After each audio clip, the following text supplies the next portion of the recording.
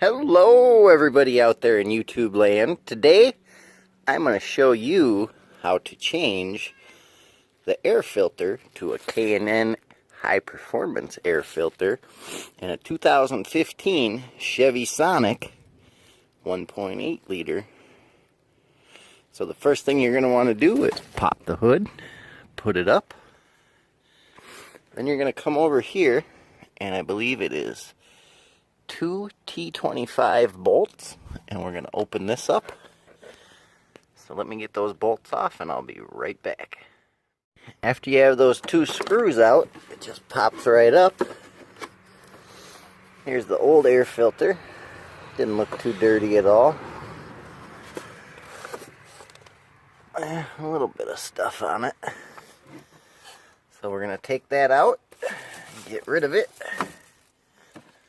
And we're going to open up our new K&N air filter here. As you can see, it's a lot thinner than the other one.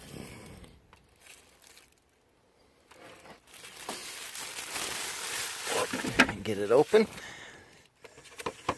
Set it in there. And you're good to go.